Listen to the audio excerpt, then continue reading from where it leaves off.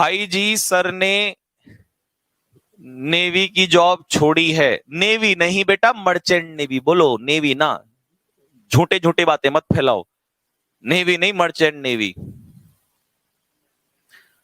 मैंने और किसने? तुम्हें एडमिट कार्ड चाहिए? मेरे पास सब एडमिट कार्ड रहे हैं 2010 में। 2017 में सब इंस्पेक्टर। अच्छा, सब इंस्पेक्टर वाली पता है? मर्चेंट नेवी वाली इसलिए नहीं पता ना, क्योंकि वो बहुत समय पुरानी बात है। Synonym. Sir then why leave it? अच्छा, क्यों छोड़ी? बेटा मैंने इसलिए छोड़ी थी, मैं आपको रीजन बताऊं? सच, बिल्कुल सच जानना चाहोगे क्यों छोड़ी थी?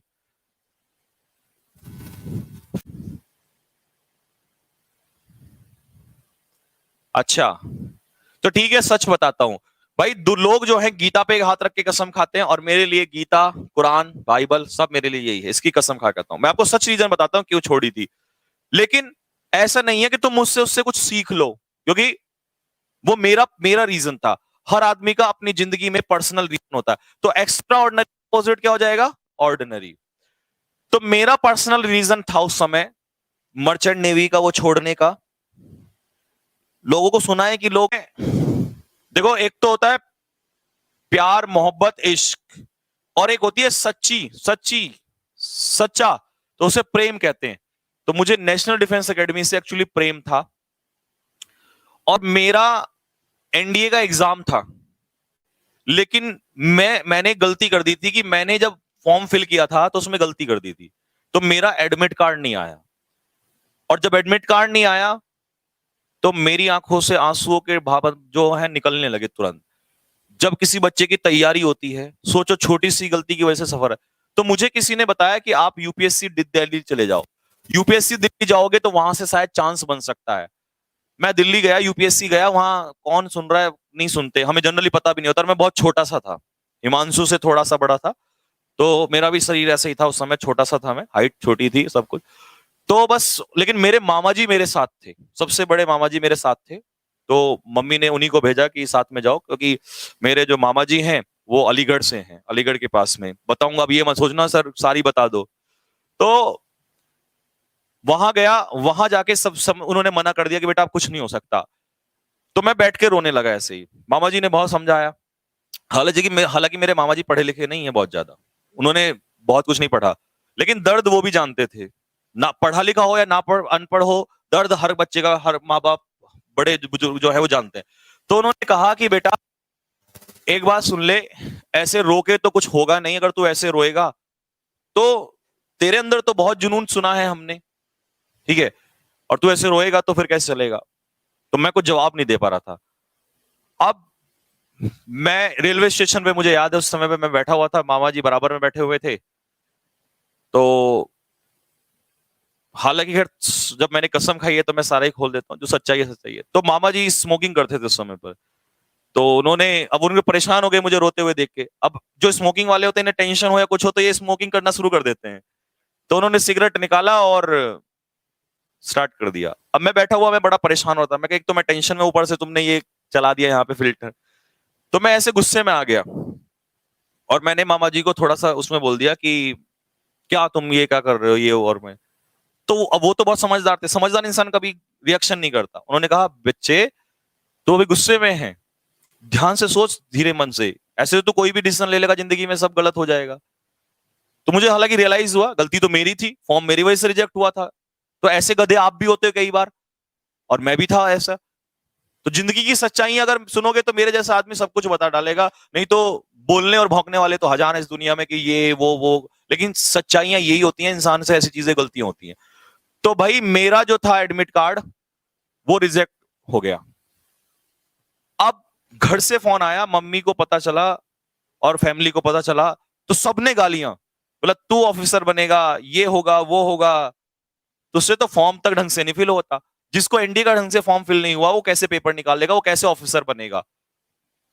तो मैं और परेशान हो गया। लेकिन माता जी ने एक बात बोली कि तू एक काम कर, जाके जो दूसरा तेरा एडमिट कार्ड है वो मैंने तेरे बैग में डाल दिया था और तू जाके दूसरा पेपर दे ले, क्योंकि उसी दिन उसी समय एक तरफ एनडीए का पेपर चल रहा था और उसी समय मर्चेंट नेवी का पेपर चल रहा था। तो माता जी ने कहा जल्दी जा और तेरा वहीं पर है और तू पेपर दे लेना।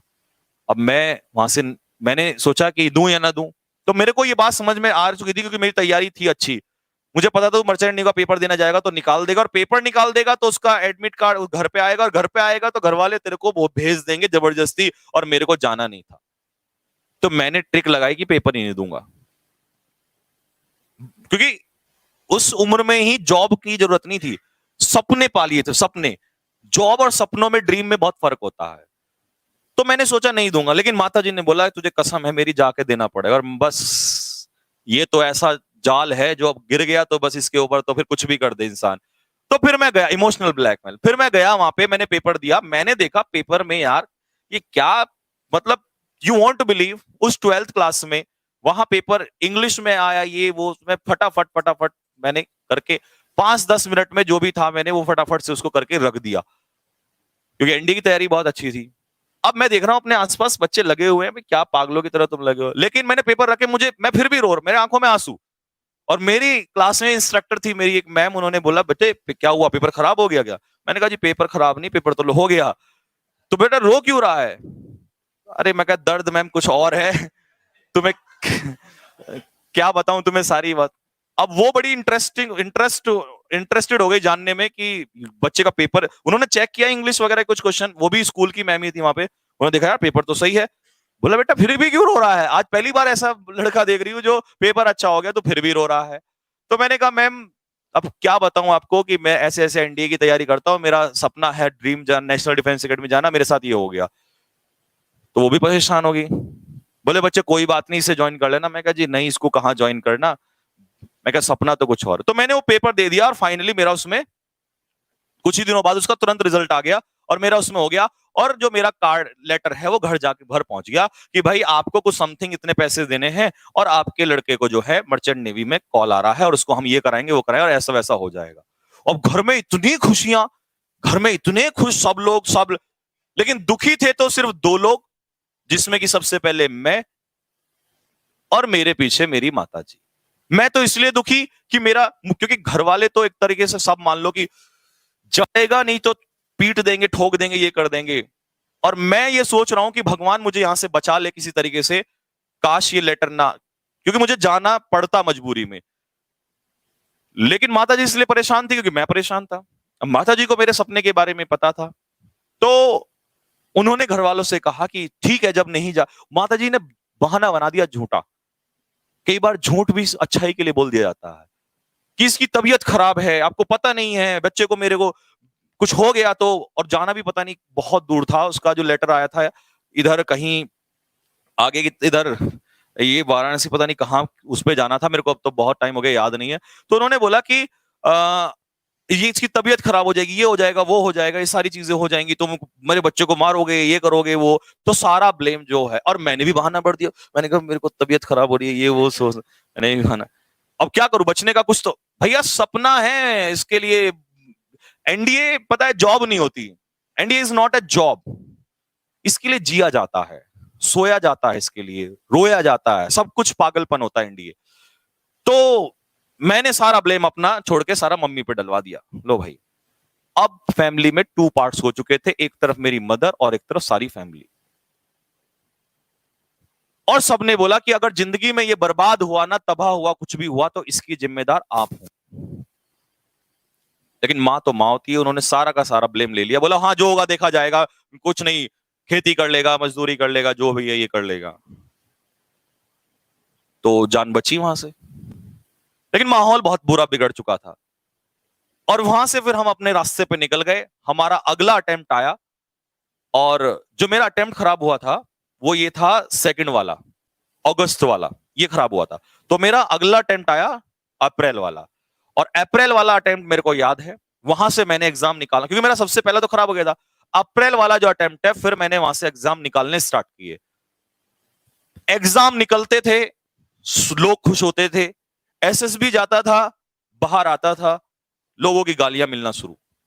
फिर एग्जाम निकला, फिर लोगों की वाहवाही, फिर एसएसबी से कभी स्क्रीन आउट तो कभी कॉन्फ्रेंस आउट, फिर लोगों की गालियां। तो जिंदगी में उथल पुथल मची हुई थी, समझ नहीं आ रहा था, लेकिन जंग जारी थी भाई। और जब लास्ट चांस हुआ तो उसमें रिटर्न तो मेरा ऐसा हो चुका था कि मैं पढ़ता भी नहीं था, फिर एक बार ढंग से पढ़ाई की, फिर तो मेरी प्रैक्टिस इतनी हो गई थी, मैं मैथ्स में भी फटाफट, मेरे को आज भी याद है मेरे फर्स्ट अटेम्प्ट में मैंने 28-30 क्वेश्चन मैथ्स के किए थे, लेकिन लास्ट वाले मेरे 90 समथिंग मैथ्स में सही थे। और आप बोलोगे सर इतने अच्छे थे तो आपने सीजीएल का मैथ्स क्यों नहीं निकाला? फिर उसके कारण बहुत है, जिंदगी में संघर्ष बहुत है, कठिनाइयां बहुत थी, ठीक है। क्योंकि सीपीओ निकाला, लेकिन वो भी इंग्लिश के बेस पे ज्यादातर निकाला। सीजीएल में फिर उस समय मन नहीं रहा, मन वही था बस, वो टिक गया। उसके बाद फिर तो सीपीओ निकाला, ये निकाला, सब इंस्पेक्टर, ये फिर छोड़ो यार सब कुछ नहीं, क्योंकि कहते ना प्रेम तो वहां था, अब बस तो वही चीज थी, इस वजह से वो छोड़ा गया था। और ये एसआई वगैरह ये सब छोड़ने का कारण फिर अलग अलग समय पे अलग अलग कारण बढ़ते चले गए। तो मेरा आपको बताने का सिर्फ इतना सा मतलब है कि जिंदगी में कोई कागज, कोई कॉपी, सॉरी कोई मार्कशीट आपका करियर नहीं लिख सकती। आपको हौसला बना के रखना पड़ेगा और जिंदगी की जंग लड़नी पड़ेगी। अगर आपको ऐसा लगता है कि कोई इंसान हंसता खेलता है, समझ लेना जितना ज्यादा हंस खेल रहा है दर्द उतने ही लिए बैठा है वो। तो आपको अगर ऐसा लगे कि कभी हमारा संघर्ष कड़ा है, तो संघर्ष आपसे भी कड़े संघर्ष हम लोगों ने किए हैं बेटा। तो उसके बाद की और बहुत लंबी कहानियां हैं यार, सुनोगे कभी बैठ के शांति में, पेपर के बाद आपको सुनाएंगे कि संघर्ष अगर आए तो कैसे संभालना है। ऐसा नहीं है, मैंने बहुत किया है, आपको एक एक चीज कभी बताएंगे। कभी कभी ऐसा भी हुआ कि जब मैं प्रिपेयर कर रहा होता था तो रातों रात रोते रोते निकल जाया करता था। इवन जब बीपी लो हो जाया करता था तो उसकी गोलियां भी खानी पड़ जाया करती थी, लेकिन फिर उसको संभाला जाता था।